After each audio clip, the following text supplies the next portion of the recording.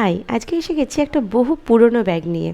আসলে ব্যাগটা পুরনো নয়, ব্যাগটা নতুনই, কিন্তু আমার কাছে থেকে থেকে ব্যাগটার বয়স হয়ে গেছে।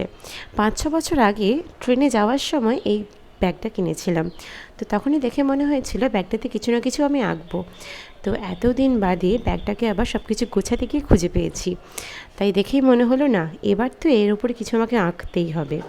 আর ব্যাগটাকে দেখেই মনে হচ্ছে এইটা সবথেকে বেস্ট অপশন হচ্ছে মেকআপ পাউচ।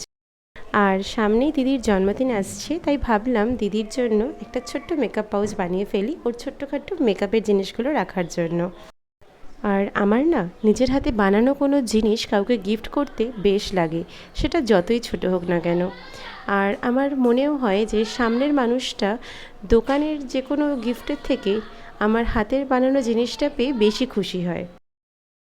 এখানে আমি অ্যাক্রিলিক কালার ইউজ করেছি, আর মেয়েটার রেফারেন্স নিয়েছিলাম প্রিন্টারেস্ট থেকে, আর আশেপাশে কিছু নিজের পছন্দের ফুল দিয়ে সাজিয়ে দিয়েছি। এই গোল্ডেন ইয়েলো কালারটা আমার খুব পছন্দের, তাই আমি যখন বুঝতে পারি না যে কী রং করব, তখন এই গোল্ডেন ইয়েলো কালারটা করে দিই। এখানেও সেটাই করেছি। আর দেখতে দেখতে আমার পাউচটা কিন্তু কমপ্লিট হয়ে গেছে, আর দিদিরও কিন্তু বেশ পছন্দ হয়েছে। তোমাদের কেমন লেগেছে আমায় কিন্তু অবশ্যই জানিও। আজকের মতো টাটা।